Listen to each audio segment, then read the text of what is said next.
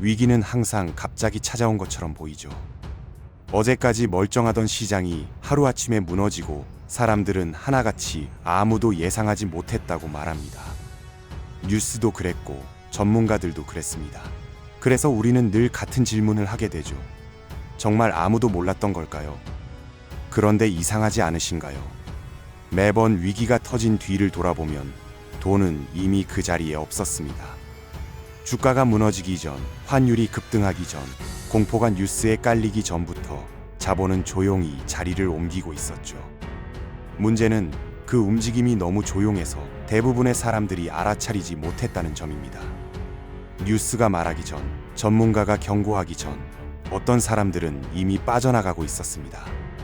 누구는 여전히 일상을 살고 있었고, 누구는 아직 기회라고 말하고 있었죠. 그 사이 자본은 말없이 방향을 틀었고, 남은 사람들만 그 사실을 나중에서야 알게 됩니다.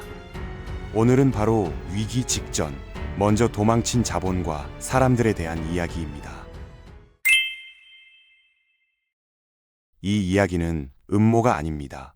누군가 몰래 계획을 세웠다는 이야기도 아니죠. 기록을 보면 남아있고 숫자를 보면 반복됩니다. 시장은 늘 힌트를 남겼고 자본은 그 힌트에 먼저 반응했을 뿐입니다. 다만 우리는 사건이 터진 뒤에야 그 흐름을 보려 했다는 점이 다를 뿐이죠. 이제부터 살펴볼 건 위기가 시작되기 전 이미 나타났던 신호들, 그리고 그 신호를 먼저 읽고 움직였던 사람들의 선택입니다. 이건 특별한 능력의 문제가 아니었습니다. 정보를 더 많이 알아서도 아니었고 예언을 해서도 아니었죠. 구조를 먼저 본 사람과 그렇지 못한 사람의 차이였을 뿐입니다. 2008년 금융위기 직전으로 돌아가 보겠습니다. 당시 주가는 여전히 고점을 유지하고 있었고 언론은 장기 상승을 이야기하고 있었습니다. 거리의 분위기도 평온했죠. 그럼에도 일부 자금은 이미 주식시장에서 빠져나와 현금과 국채로 이동하고 있었습니다. 규모는 크지 않았지만 방향은 분명했습니다.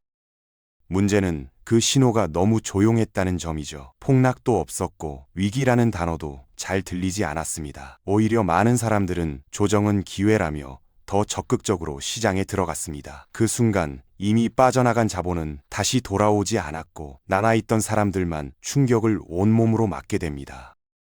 IMF 외환위기 직전도 크게 다르지 않았습니다. 기업들은 여전히 확장을 말했고 거리의 분위기는 평범했습니다. 그러나 외국인 자본은 몇 달 전부터 한국을 떠나고 있었습니다. 단기 자금이 줄어들고 환율이 흔들리기 시작했지만 그 신호는 대부분 무시되었죠. 위기는 늘 그렇게 시작되었습니다. 이때 흥미로운 점은 속도입니다. 사람의 판단은 항상 사건 이후에 움직입니다. 뉴스가 나오고 주변에서 이야기가 들리고 그래프가 무너진 뒤에야 반응하죠. 반면 자본은 감정보다 구조에 반응합니다. 위험이 커질 가능성만 보여도 기다리지 않고 움직입니다. 이 속도의 차이가 매번 결과를 갈라놓았던 이유입니다. 2020년 코로나 금융 충격도 마찬가지였죠. 공식 선언 이전부터 글로벌 자금은 안전자산으로 이동했고 시장의 변동성은 먼저 커지기 시작했습니다. 사람들은 여전히 일상을 살고 있었지만 시장은 이미 다른 이야기를 하고 있었습니다. 그 차이를 느낀 사람들만 먼저 자리를 옮겼을 뿐입니다. 그럼에도 많은 사람들은 말합니다. 그건 결과를 놓고 나서 하는 이야기 아니냐고요. 다 지나고 나서야 설명하는 거 아니냐고 묻습니다. 그러나 기록을 보면 흐름은 항상 사건보다 앞서 있었고 자본 이동은 뉴스보다 빨랐다는 사실이 반복해서 확인됩니다. 이건 해석의 문제가 아니라 반복된 패턴입니다. 왜 이런 일이 계속 반복될까요? 이유는 단순합니다. 위기는 감정이 아니라 구조에서 시작되기 때문이죠. 구조가 흔들릴 때 가장 먼저 반응하는 건 사람의 말이 아니라 돈의 이동입니다. 그래서 자본은 늘 먼저 도망쳤고 사람들은 늘 나중에서야 상황을 이해하게 됩니다. 이야기를 들으면서 불편함을 느끼셨을 수도 있습니다. 열심히 살았는데 왜 늘 늦게 알게 되는지, 왜 책임은 개인에게 돌아오는지 말이죠. 그러나 이건 개인의 실패가 아니라 시스템의 작동 방식이라는 점입니다. 구조를 이해하지 못하면 누구라도 같은 위치에 서게 됩니다. 우리는 보통 위기를 뉴스로 인식합니다. 하지만 진짜 위기는 그보다 훨씬 앞에서 시작됩니다. 숫자, 거래량, 자금 흐름 같은 지표들은 말없이 방향을 바꾸고 있었고 그 신호를 본 사람들만 조용히 움직였던 것이죠. 위기는 늘 그렇게 흔적을 남기며 시작됩니다.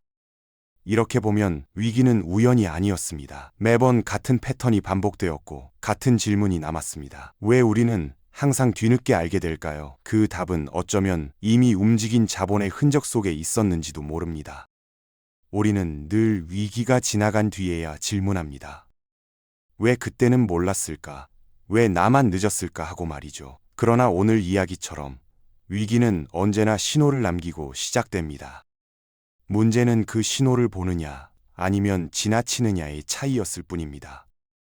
이런 자본의 흐름과 반복되는 구조가 궁금하시다면 앞으로도 계속 이야기해 드리겠습니다.